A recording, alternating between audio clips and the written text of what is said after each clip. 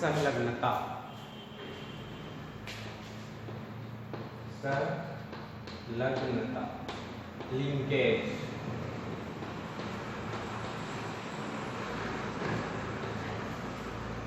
ये होता क्या है?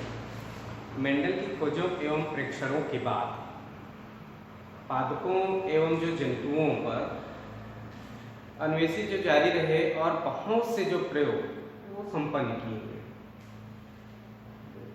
इसके परिणाम स्वरूप उनमें जो कुछ भ्रामक या जो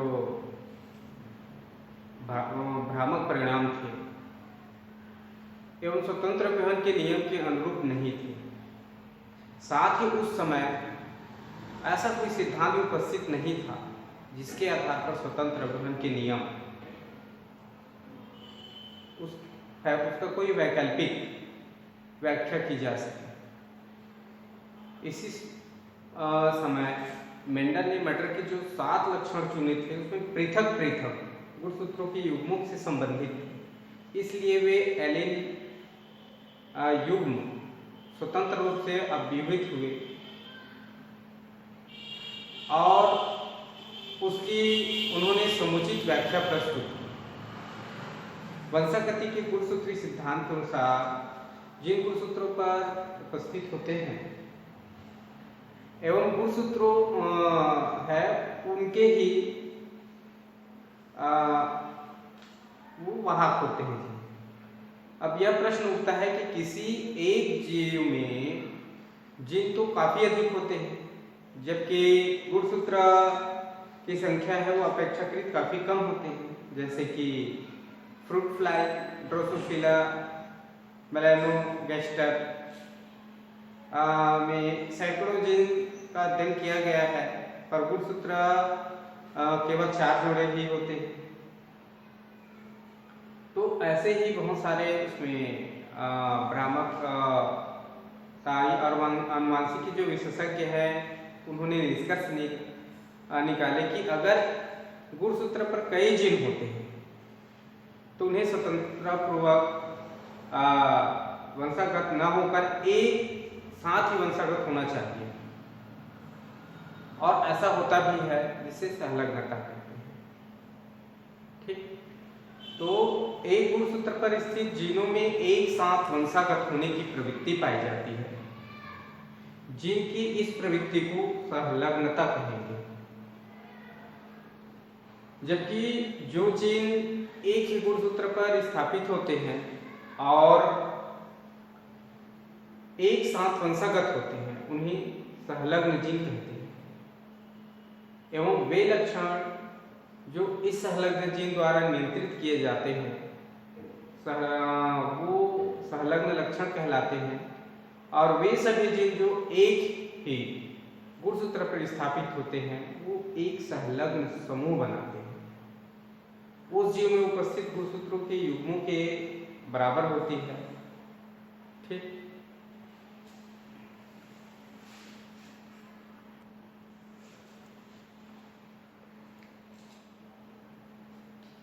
इसके अनुसार कह सकते हैं कि प्रत्येक गुणसूत्र एक लिंकेज ग्रुप बनाता है यानी संलग्न ग्रुप। अतः लिंकेज ग्रुप की संख्या अगुणित सेट में जितने गुणसूत्र होंगे उतनी ही होगी। ये सब बातें जो आधुनिक अब जो खोज हुई है उसके अनुसार, जैसे उदाहरण के लिए ड्रोसोफिला में 4 लिंकेज ग्रुप होते हैं। ये ड्रोसोफिला है, इसमें n बराबर 4 लिंकेज होते हैं। इसी प्रकार मक्का में 10, n बराबर 10 लिंकेज। इसी प्रकार जैसे जौ है, बार्ले है, उसमें 7, जौ में 7 और मनुष्य में 23, n बराबर 23 यानी लिंकेज की संख्या है इस प्रकार है। तो संलग्नता के संबंध में कई वैज्ञानिक है वर्तमान में आधुनिक युग में वो अपने अपने विचार प्रकट किए। जैसे सटन की जो परिकल्पना है,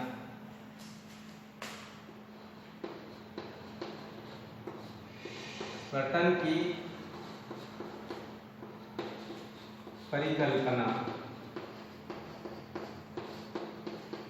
ये होता क्या है? सटन की जो परिकल्पना है, सटन्स हाइपोथेसिस, एक गुणसूत्र पर बहुत से जीन पाए जाते हैं। ये सभी जीन एक साथ ही जनकों से संतानों में जाते हैं। ये बहुत महत्वपूर्ण है। इसके बावजूद सटन ने जो अपना ये विचार दिए, इसके पक्ष में कोई प्रमाण नहीं दे सकते। इस कारण इसकी जो हाइपोथेसिस है, परिकल्पना है, उसका कोई विशेष महत्व नहीं मिला।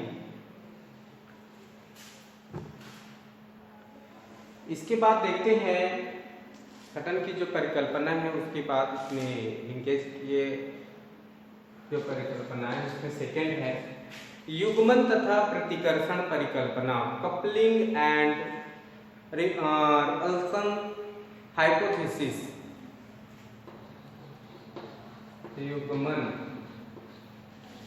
तथा प्रतिकर्षण परिकल्पना, प्रतिकर्षण परिकल्पना।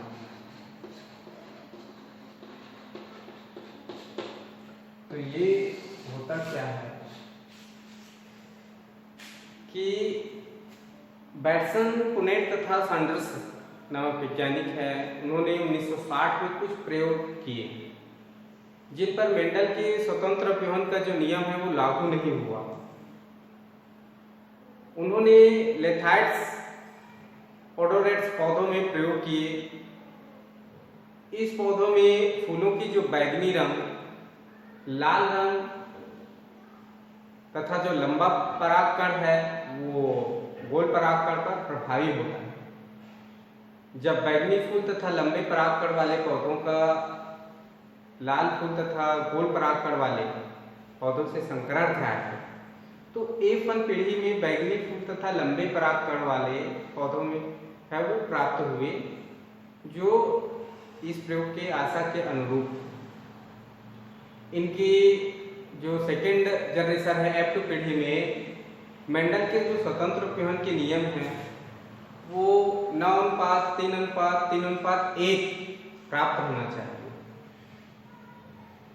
ये होना चाहिए, परंतु ऐसा नहीं हुआ और उन्होंने F2 पीढ़ी में प्राप्त पौधों को इस प्रकार उनका जो परिणाम है वो प्राप्त किया। इसमें उनका जो प्रयोग का जो परिणाम है उन्होंने इस प्रकार लिया कि जो पर्पल फ्लावर और लॉन्ग पोलन है, लंबा परागकण, यानी पर्पल फ्लावर और लॉन्ग पोलन, किसी चीज को कैपिटल P कैपिटल L से प्रदर्शित किया है, इसको स्मॉल p स्मॉल l से। ये है रेड फ्लावर और राउंड पोलन, यानी गोल परागकण। इसका जो गैमेट है, गैमेट्स तो इक्वल है, ये P है कैपिटल में, Pl स्मॉल में, ये हुआ। जब इसका टेस्ट क्रॉस कराया गया पर्पल फ्लावर और long pollen, red flower round pollen, इसका जब टेस्ट क्रॉस हुआ तो वो पहले प्राप्त हुआ, यानी पर्पल फ्लावर और लॉन्ग पोलन, ये पर्पल फ्लावर और लॉन्ग पोलन। इसी प्रकार वो ये जो प्राप्त हुआ 1/16, इसी प्रकार पर्पल फ्लावर और राउंड पोलन जो है उस ये प्राप्त हुआ 7/16। फिर इसका ये भी इस प्रकार प्राप्त हुआ, ये हुआ रेड फ्लावर लॉन्ग पोलन, ठीक, रेड फ्लावर और लॉन्ग पोलन 7/16। और ये जो रेड फ्लावर और राउंड 1/16 ये प्राप्त हुआ। तो इस प्रकार उसका प्रयोग रहा पर्पल फ्लावर और लॉन्ग पोलेन और रेड फ्लावर और राउंड पोलेन। तो ये उसका प्रयोग में F1 जनरेशन में ये पर्पल फ्लावर और लॉन्ग पोलेन प्रभावी हुआ।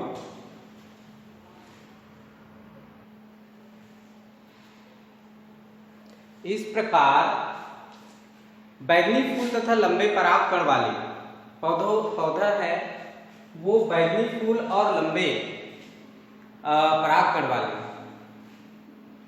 Purple flower and long pollen इसकी संख्या 11 और इसी प्रकार purple flower and round pollen है।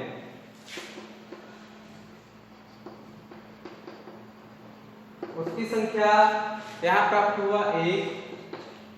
इसी प्रकार रेड फ्लावर और long pollen, red flower and long pollen की संख्या है वो भी 1 प्राप्त हुआ। उसके बाद red flower and round pollen, red